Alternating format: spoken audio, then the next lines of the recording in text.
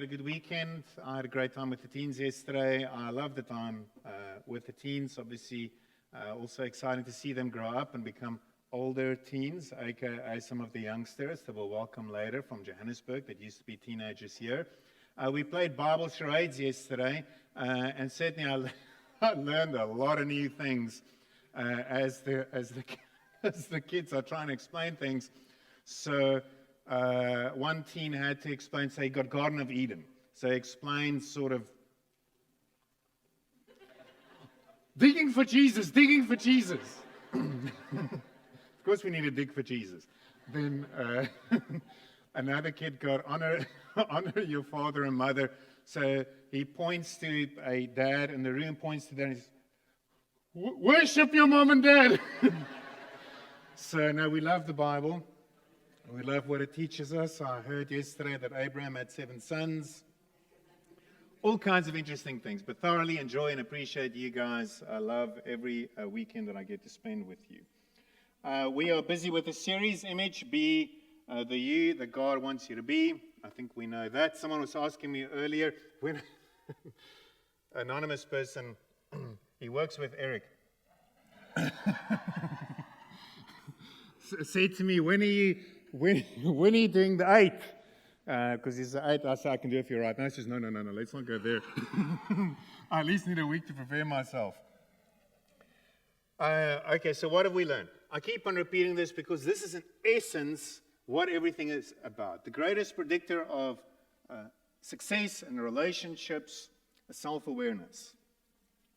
For us to flourish as a church, what do we need? Self-awareness. For you to flourish in your marriage, as a parent, as a kid, at the workplace, and family group, what do we need? Self-awareness. It is the most difficult thing to come by.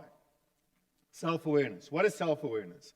It's knowing how my habitual and predictable ways of thinking, acting, feeling, and doing serve me or defeat me and my relationship with God and others. Once you connect the dots on this, let me tell you, it will freak you out. Once you see this in yourself, once you see how you actually have an habitual and predictable way of thinking, acting, feeling, and doing, either serves you or defeats you, it will scare the life out of you.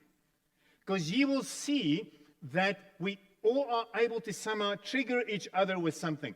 I say something to you that's hurtful, and guess what? You have a habitual and predictable way of responding.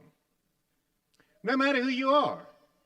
Some of us respond outwardly, how dare you say that? Others retreat into silence, never to be seen again for weeks or months until they've worked through it. But there is an habitual and predictable way of thinking, acting, feeling, and doing that all of us have. When you're anxious, when you're insecure, when you're happy, there is an habitual and predictable way of thinking, acting, feeling, and doing that either serves you or defeats you in your relationship with God and others. And that determines the quality of your life. Because ultimately, if it serves me in my relationship with others, I'm going to enjoy life. If not, I'm not going to like it. So, a question we said to ask is, how do I then, if that's the case, how do I monitor and self-regulate the way that I think, act, and feel, very importantly, in the moment? So, you say something, someone said something, yes, via WhatsApp, that had the potential to trigger me. Now I need to think in the moment. Well, actually, that not just yesterday. This happens like hourly. Okay, either me, the kids, me, wherever you go. In the moment, how do I self-regulate in the moment so that I can move towards those around me with more emotional wisdom, kindness, love, thoughtfulness, and awareness? So, here's what will typically play out in our house. We've been married for 24 years. This July. 24 years. This is what will play out in our house. I'm an 8. Spend a lot of time. My biggest room in my house is an 8. I visit 7 a lot, that we'll speak about just now. Lisa is a 9 and a 5. And so I would do something or say something, I'm enthusiastic about everything. Okay. And so I communicate something enthusiastically, whatever it might be. And as a peacemaker, obviously, she wants to find peace. I'm not creating peace in what I just said. That's annoying. We'll get to 9. A 5 retrieves to process what just happened, and she retrieves. Okay? And what do? She now needs space from me. I'm like, where are you going? Come in. We need to talk this out. Okay? We need to talk this through. And the more I obviously pursue, the more she retrieves, the more she needs peace, she needs peace, she needs peace. I'm like, what peace? This is not peaceful. Okay? So, both of us need to self-regulate in the moment. I need to realize she now needs time to retrieve. And I need to give her that space. She needs to realize maybe that I'm just enthusiastic. This is not personal. I'm just enthusiastic by nature about 99% of things in life. So how do we do this? As I've said before, how do we do the dance together? We've looked at number 2, helper, nurturing, supporter. Number 3, successful achiever. Number 4, the individualist or romantic. Number 5, the investigator. And number 6, the loyalist or panicker. Okay, they don't actually say panicker, but I'm just saying that right now. Okay, so these are the numbers. So yes, what we're trying to do here through all of this is how do we do the dance together? We're in a family group together. We are a family. We're in a workplace. How do we do this dance being self-aware and other-aware? Okay, so I come and I say, hey, why don't we go and watch a movie together as a family? But what if there's load shedding?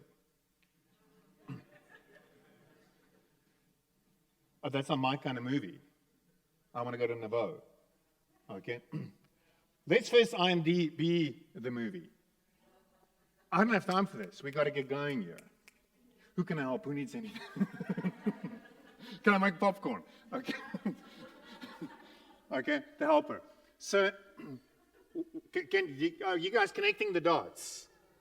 And so now I need to work with, and now I need to know, okay, so I'm saying, why don't we do this as a family? Why don't we do this as a family group? I'll use the 6 as an example. 6 is a loyalist, and they can see calamity around lots of possible corners, or every corner, okay? So now I know it. I know that I'm introducing something. Now I know that this person, the 6 in the room, is going to panic a little bit, and I need to be aware of it and not see them as opposing the idea. They themselves need to learn to not put themselves on the wrong side. In other words, no, but rather saying, sure, love the idea, some things to consider is. Now we're all working together. Okay? So the better we know each other, the better we know ourselves, the better we can play along. That's the premise of what we are doing. Today we're talking about the next number, 7s. This is most probably my second biggest room in my house. I can see things of 7 and 8 in me. My assessment also came back 7, 8, 8, 7, still on the fence, if you want to know. 7s are called enthusiasts or optimistic dreamers. What are they like as people? We're going to take a look at that. I'm going to unpack the 7 for you for half of our time together, and the other half we're going to take a look at a biblical character. 7s add an enormous amount of energy to our lives. They are extroverted. They are optimistic about life. They tend to view the glass as half full. They are versatile and spontaneous. The glass half full thing has gotten me into trouble many, many, many times. I tend to look at when someone says to me, oh, this terrible thing happened, I think, sure, you're lucky. It could always have been worse. Okay? And so then I can come across very insensitive, but I actually, you look blessed. If you look at what could have happened versus what happened, it's not always winsome. They're called enthusiasts because they are enthusiastic about almost everything that catches their attention. They approach life with curiosity, expectation, and a sense of adventure. They are like the kid in the candy store, sweet store, who look around wide-eyed, with spellbound anticipation of all the good things that they are about to experience. They are bold, spirited, and playful, pursuing what they want in life with a cheerful determination. They have what the Yiddish call chutzpah, okay? a kind of audacious nerviness about themselves. They tend to be extremely practical and usually engaged in a multitude of projects at any given time. James Lapperman. From this point forward in the sermon, until we get to the biblical character, because he's a bad guy and James is a good guy, but you're going to see these words, James Lapperman. Their thinking is preemptive. They foresee events and generate ideas on the fly, favoring activities that stimulate their minds, which in turn generates more things to do and more things to think about. Sevens are not necessarily intellectual or academic, although they are often intelligent and can be widely read and highly verbal. Their minds move rapidly from one idea to the next, making them gifted at brainstorming, James Lapperman, and integrating information. Sevens are exhilarated by the rush of ideas and by the pleasure of being spontaneous. James would sometimes, he's not here today, so I can say all of this. He'll listen to it in the recording. He would message me multiple times a day. I thought about this, I thought about this, I had this idea, I thought about this, I thought about that. They prefer broad overviews and the excitement of the initial stages of a creative process to probing a single topic in depth. In other words, rather, let's talk about this, let's talk about that. Let's not stay too long on this idea. Let's move on to the next. They have quick and agile minds and can be exceptionally fast learners when it comes to absorbing information and learning new skills. All of these things combined enable them to have a wide interest and be experts in several areas. Ironically, sevens' wide-ranging curiosity and ability to learn quickly can also create a problem for them.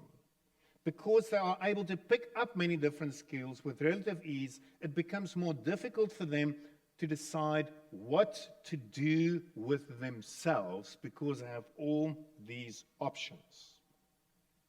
When sevens are more balanced, however, their adaptability, curiosity, and ability to learn can lead them to extraordinary achievements. Sevens, as with fives and sixes, also operate out of the fear center. Their anxiety, though, springs from not knowing what to do or how to make choices that will be beneficial both for themselves and others. Very interesting. Their anxiety springs. There are so many options. There are so many things that I can do. There are so many options to do. My anxiety then springs from not knowing what to choose with all these options that will ultimately be beneficial for myself and others. Sevens cope with this anxiety usually in one of two ways. One, they try to keep their minds busy all the time.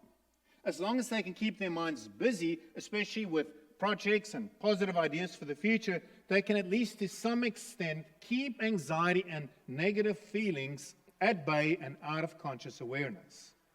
Likewise, since their thinking is stimulated by activity, they are compelled to stay on the go, moving from one experience to the other, searching for more stimulation. That doesn't mean that they're just spinning their wheels. They're actually quite practical and are people that can get things done. But that's their way of trying to cope with it. If I'm busy all the time thinking about all these different things, then I do not necessarily have to stop and consider what is the better choice.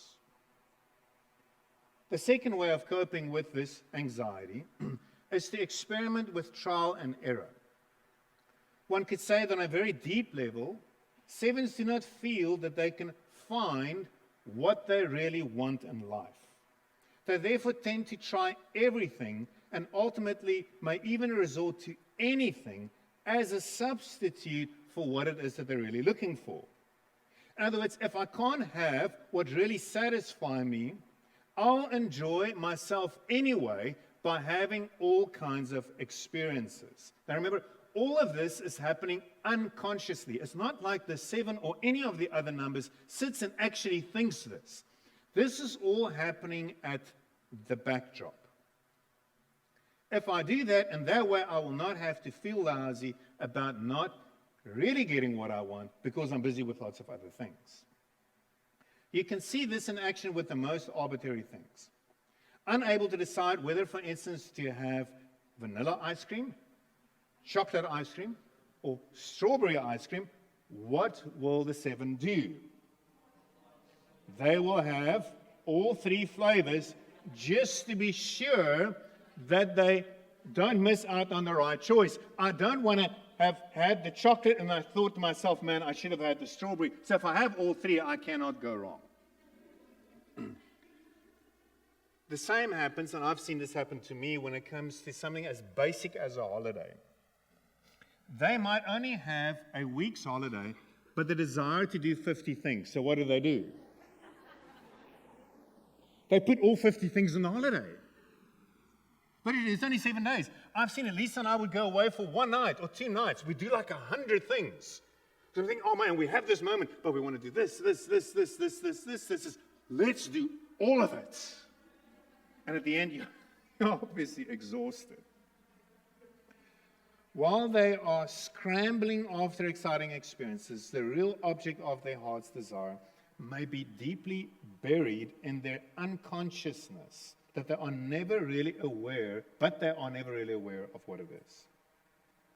Also, as 7s, they speed up the pursuit of whatever seems to offer them freedom and satisfaction. And because they do that, they make poor choices and are actually less able to be satisfied because everything is experienced indirectly through the dense filter of a fast-paced mental activity. They do not stop to actually enjoy the moment.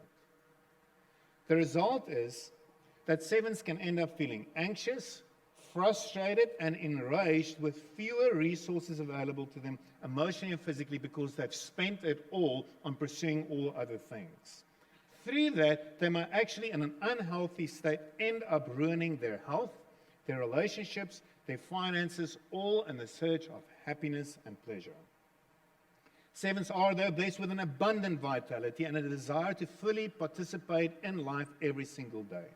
They are naturally cheerful, they are good-humored, they're not taking themselves or others for that matter, or anything else for that matter, too seriously. The basic desire of the 7 is to be satisfied, happy, and fulfilled. And when they are balanced within themselves, their joy and enthusiasm for life naturally affects everyone around them. They remind us of the pure pleasure of our existence in God's beautiful world. So what is their dark side?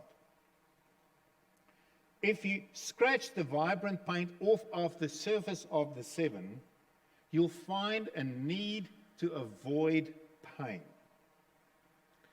7s do not want to, under any circumstances, unconsciously feel unpleasant emotions, particularly the surge of fear and emptiness that they actually feel at the core of their being. Now, we all know that no one enjoys feeling frightened, sad, bored, or angry, disappointed, or frustrated. But for 7s, emotions like these are not difficult, they are intolerable. The deadly sin of the 7 is gluttony. No one wants that attached to them. And yet we all have an ugly one attached to us. They have a compulsive need to devour positive experiences, stimulating ideas and fine material things, in order to fend off suffering, hurtful memories, and a feeling of chronic deprivation. So I pursue these things. I'm gluttonous to get into all of this activity, all of these ideas, all of these things so that I can avoid the actual pain that I need to confront in my inside. 7s crave stimulation. Ask a 7 how much is enough, and they'll say, just a little more. And that's the problem. There is never enough, at least not to satisfy a 7's voracious appetite.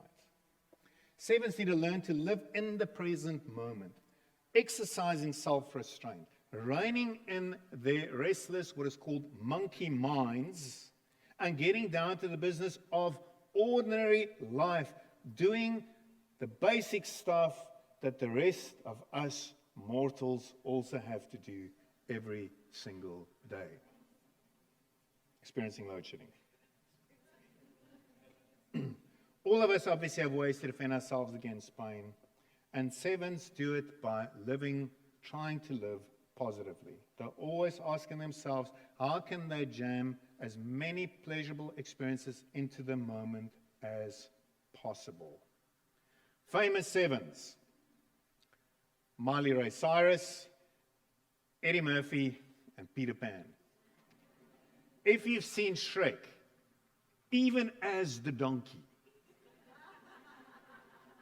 I watched Shrek the last week or two again with my kids, or part of it. Donkey. He's always talking. He's always on the go. Oh, look at that. Oh, look at that. Oh, we can do this. We can do that. Peter Pan. Let's just enjoy life. We can do this. We can do that. Do not want to face their internal world. And this one has a story of her own. Okay. Again, introduction. Now, Bible. Who is an example of a seven in the Bible? And I'll say this again. Remember, clear, remember, there are no good or bad numbers. They are all 1 through to 9 personality types are all needed. There are healthy and unhealthy numbers, but they're no good or bad numbers. Who is our 7 for today?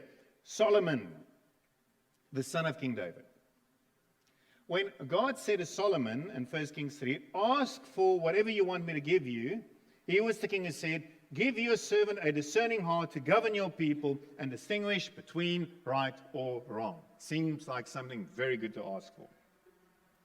When 2 women were claiming the same baby as their own, he was the king who said that the baby should be cut in half, and through that exposed who the true mother was. Solomon was also the one who built God a magnificent temple in which God's presence would dwell forever. At the completion of the temple, he stood at the altar, he prayed. In 1 Kings 8, and it says, verse 22, Solomon stood before the altar of the Lord in front of the whole assembly of Israel, spread out his hands towards heaven and said, Lord, Yahweh, the God of Israel, there is no God like you in heaven above or the earth below. You who keep your covenant of love with your servants, who continue wholeheartedly in your way. You have kept your promises to your servant David, my father. With your mouth you have promised, and with your hand you have fulfilled, as it is today. In other words, we've built this magnificent temple for you. You're going to come, and your presence will dwell with us forever, and there will be a king on this throne of my father David forever. After that, you would think that the story would end with, and they lived happily ever after. The people have a great and wise king. They have an extraordinary and magnificent temple in which the presence of their Creator, the Creator of the universe, dwelt. What could possibly go wrong? Well, having it all isn't enough for an unhealthy 7. And it certainly wasn't enough for Solomon. He had to have more. Solomon lived most of his life seeking the next thing that he believed would bring him happiness and pleasure. That's what he's seeking. He was never satisfied with what he had. He always wanted more. And just like any unredeemed or unhealthy 7, he was gifted at reframing.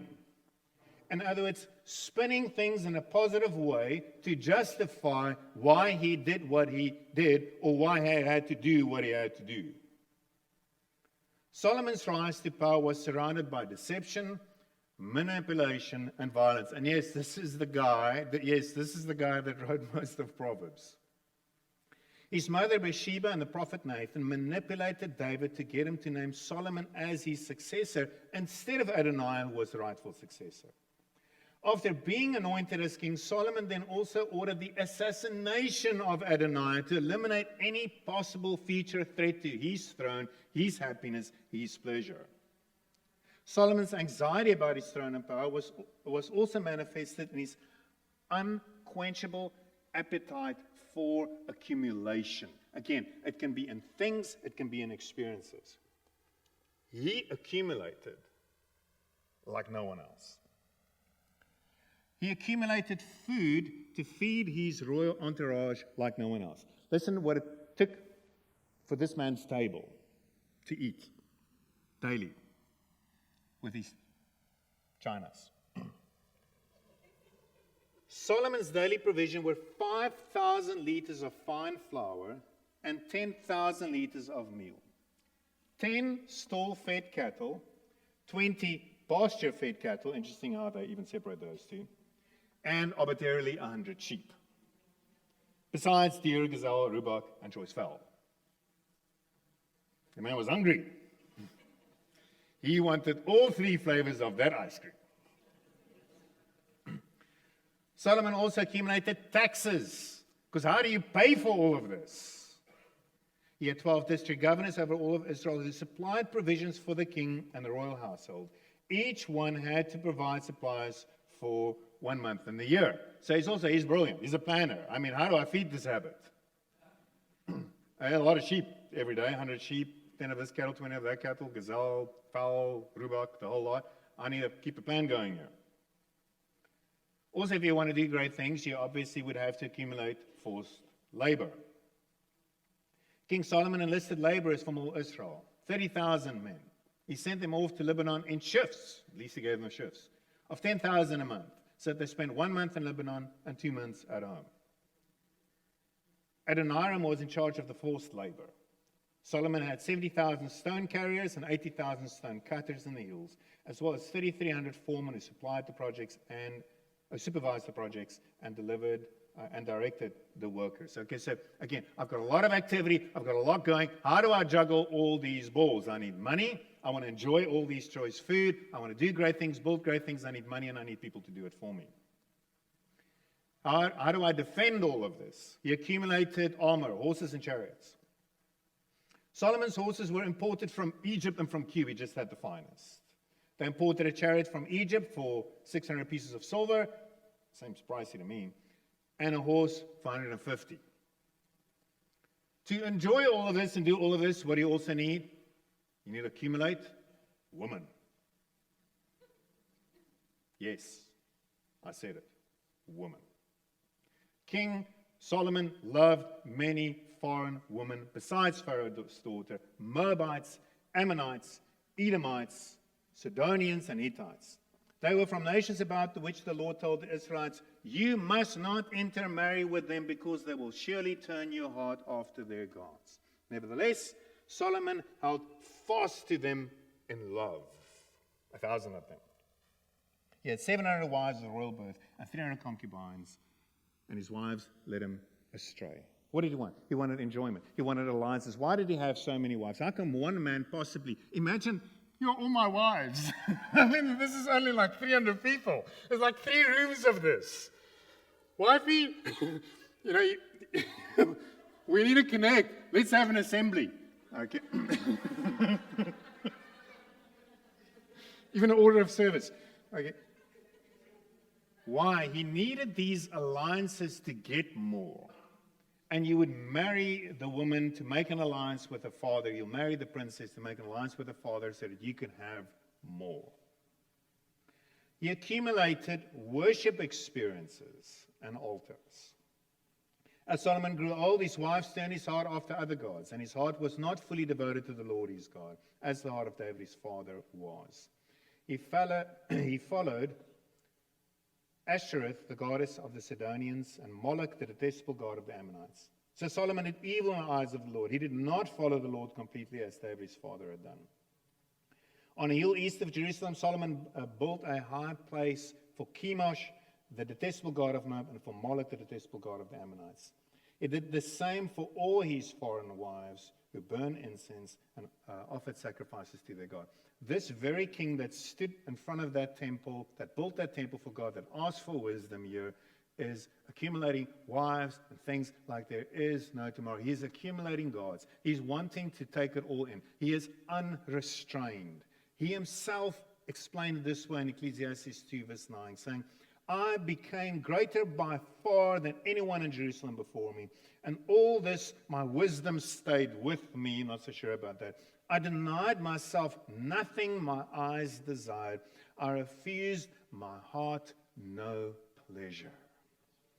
777. And it's not the Holy Seven. But the people of Israel were not stupid, and they grew sick of it. So that by the time his son Rehoboam got into power, they organized a revolt which ended up in splitting the kingdom in two, known as, we know today, the kingdom of Israel and the kingdom of Judah. Solomon's anxiety about his power and his need to accumulate was the undoing of a nation. God would not tolerate Solomon's injustice, selfish indulgence, and continuous pursuit of more at the cost of the people around him.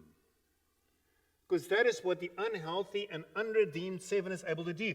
I'm wanting all these experiences. I'm trying to fight what is inside unconsciously. But for me to have all of these experiences, I need to use and abuse those around me, manipulate them, frame it, spin it to get what I want, and the people wouldn't take it. His uncontrollable lust for power and possessions led him and the nation of Israel into disaster. Sevens, I bring you good news. This does not have to be you. It was him, but it does not have to be you. What are basic things that I can do as a seven? Find peace in yourself and God and not in things. Psalm 23, the Lord is my shepherd. The Lord is my shepherd. The Lord is enough. I shall not be in want. He makes me lie down in green pastures. He leads me beside quiet waters. He refreshes my soul, not my experiences, not the things that I acquire. He guides me along the right path for his name's sake. So one, fight and learn to find your peace in God and in yourself, where you are peaceful with self. Two, learn to embrace pain. I'm sure the seven would say what? That's not where I've lost them. They were checked out. Learn to embrace pain instead of avoiding it. Pain and joy are intimately linked. Because if we stop our ability to feel pain, we will also lose our ability to truly feel joy. We have to learn how to feel and experience our pain in a healthy way, and to do it with the resources of friends, with faith and companionship of Jesus. And when we do, you'll be able to go through the challenges of life and emerge stronger and even more resilient on the other side. Third and finally, to sevens, learn to live in the present.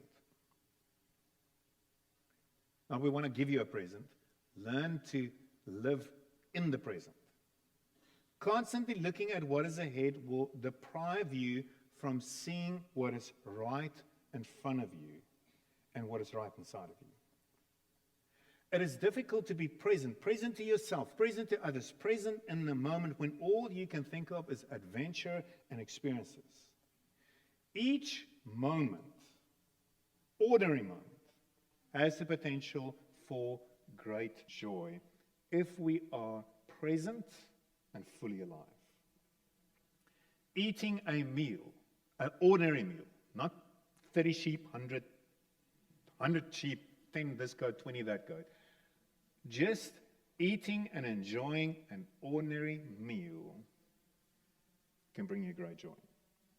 Reading a book, spending time with a loved one, getting a task done, going for a walk, all have the potential for greatness when our hearts are open to it and saying, I'm going to be present with you in this moment, in this time, I'm going to enjoy it. Sevens, you are a gift to our world. Your enthusiasm, your optimism, your adventurous spirit, your boldness, your playfulness, your cheerful determination and excitement about life enriches us and enriches our world. That is the you that God wants you to be. God bless. Amen.